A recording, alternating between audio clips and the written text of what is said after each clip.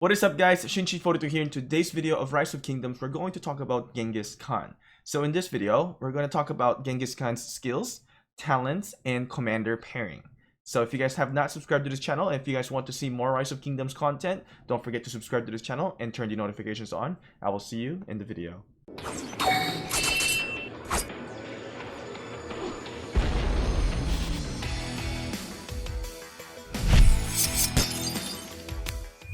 So the first skill of Genghis Khan is called Chosen One. This is a direct damage factor, perfect nuking skill from Genghis Khan. So it's easy. It has a direct damage factor up to 1700 at the max level. So this is an easy to understand. Cyclone of the Steeps. Hopefully I said that right. This one is kind of interesting, right? Because there's many things going on in here. What is going to happen is that reduces rage cost of the ability. So it's going to reduce 100 rage for, you know, this active skill that he has. And then it has a passive marching speed that is going to up to 15% at the max level. Now the catch here is that when you get attacked, this marching speed will be neglected. This is gone. And then what's going to happen is that your marching speed is actually going to reduce. So when you read here, when the troop led by this commander are attacked, this marching speed bonus will be lost. And the troop marching speed will further reduce by 30%. So, you know, it says 30% here because it's not, you know, maxed out. But at the end, it will be only 10%, right? The key thing here is if you don't want your marching speed to be reduced, don't get hit, basically, right? But if you're chasing somebody, your marching speed, you'll have a 15%. But once they start to attack you, your marching speed is going to be reduced. So the best thing here for Genghis Khan is the talent. So we're going to supplement this loss of marching speed when we get into the talent. All right. Nomadic Empire, third skill here, is basically going to increase your damage bonus when you have 70% strength. So 70% of your army is still there. You're going to be able to have a damage bonus up to 30% at the max level.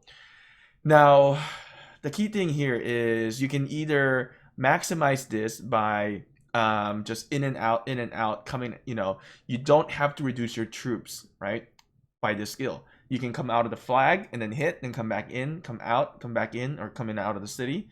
You can do that. But for you, if you're fighting on the battlefield for a long time, the fourth skill is going to help you out. So in the beginning, when you're starting to fight in the battlefield, you're going to have that initial strength of 30% bonus.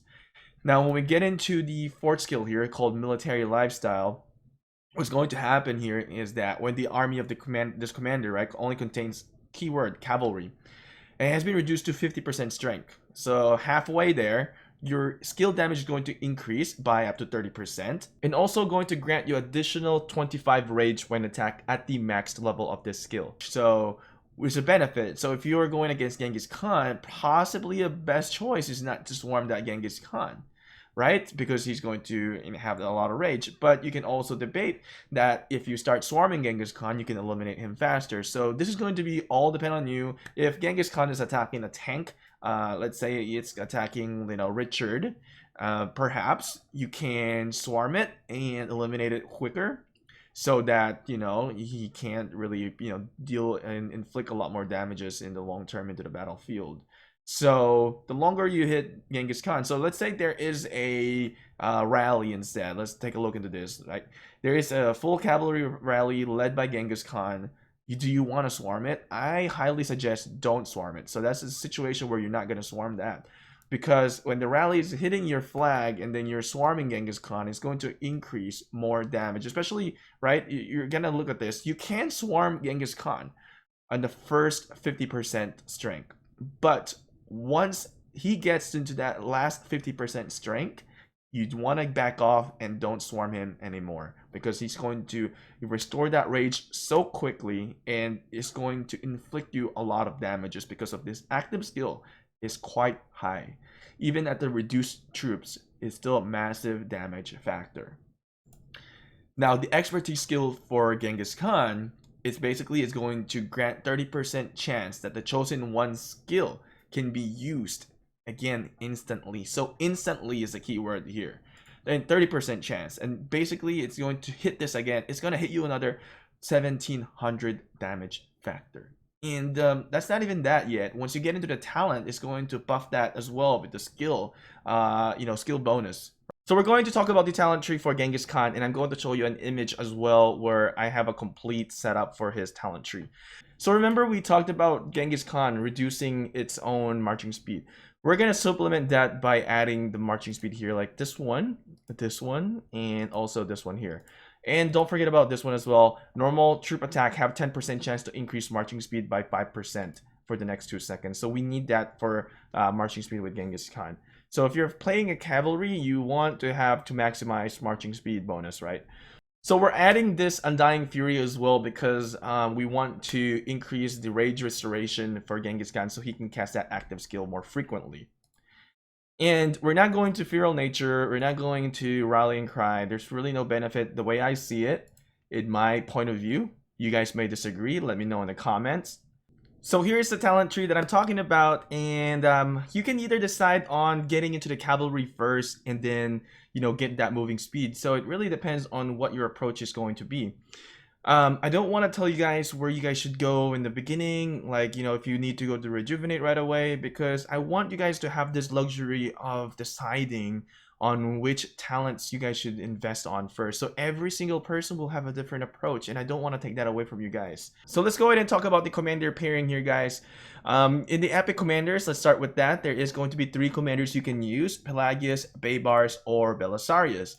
First, let's talk about Pelagius. Pelagius has this healing factor, which I really like because it's going to allow you to sustain in the battlefield. And also, he has that active skill, which is going to increase direct damage factor and additional damage factor as well. And then also, very good here is this Rage Restored, right? With 100 Rage at the max level. You can use Pelagius if you want to build a little bit more tanky with the healing. I love the healing in this game. And a little bit more DPS as well. So Pelagius is maybe the best option for you if you're looking for that.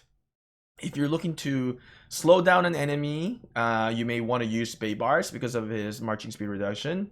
And if you're going to rally a city, you can use this as well because he is a conquering commander, right? He has a healing factor as well, but very different than Pelagius. The healing factor that he has here is going to be after the battlefield, so upon leaving the battle, and also going to increase the marching speed. So if you're looking at Belisarius, there is a lot of good things in here as well. I actually think I will be siding on Belisarius for epic commanders in here. Attack reduction, defense reduction, these debuff to the enemy is already very good because it's going to help you in terms on defeating them. Attack reduction is going to make you tanky, and then also this defense reduction is going to make you inflict a lot more damages towards the enemy in these 2 turns. So with Belisarius, you can also have this Bloodthirsty Bucellari, which is going to increase the cavalry's defense by 30% and increase marching speed by 50% upon leaving a battle. So the way you want to play this with Genghis Khan is that you can just defeat an enemy right away, get your troops back, and then come back in. But if you're looking to fight a little bit longer, you may want to go for Pelagius, right? If you're going to just hit and run, you may want to do Belisarius. So it really depends on your playing style at the end of the day. So for the legendary commanders, you can use Minamoto and Cao Cao for full cavalry. Minamoto is a good commander because of his damage factor and additional damage factor, very DPS commander. And also has this crit, basically. This warlord is, basically with this Minamoto, troop normal attack have 10% chance to increase damage taken by the target for 30%. So if you're looking for really DPS, Minamoto is something that you want to take a look into. But if you're looking into more of a tanky build, slowing an enemy, more versatile, I think, with Cao Cao, the direct damage factor we got there, attack reduction, so a little bit tanky for your Genghis Khan, so you can survive a little bit longer in the battlefield. But it really depends, right? You can debate that if I defeat my enemy a lot sooner, then I can practically lose less troops.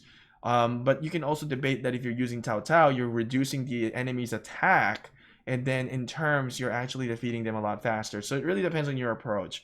Marching speed reduction here with Cao Cao. If you're chasing somebody, this is probably something good option. Usually when the enemies are about low health, they're gonna run away. So if you can reduce this marching speed, in terms you can defeat them, and this may actually benefit you if you're playing that style.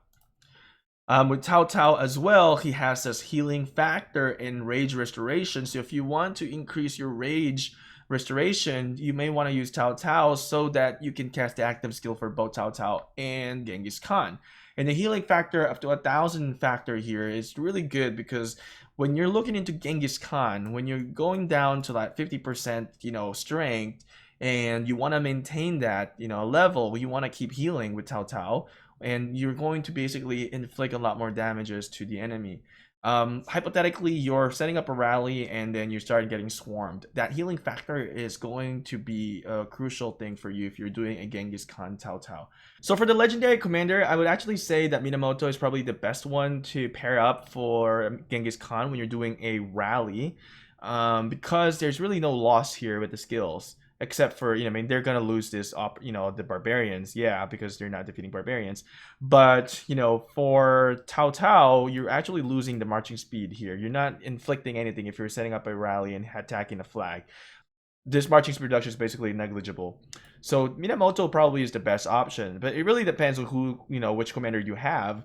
You have to pay for Minamoto to get him. With Tao Tao, you can get him from the tavern. So, different approach, right? Different style, different, each account has a different commander. So it depends on what you guys have and what's your strategy.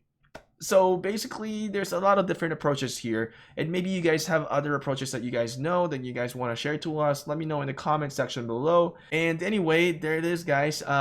If you guys enjoyed this content, if you guys find it very helpful, don't forget to support the channel by subscribing to the channel and turning the notifications on. We create regular contents of Rise of Kingdoms, and if you guys find this video to be truly helpful to you guys and you guys enjoy it, make sure to give this video a thumbs up. And if you guys have any suggestion for future contents, don't hesitate to leave it down in the comment section below and let me know what type of contents you guys want to see. Until next time again, guys.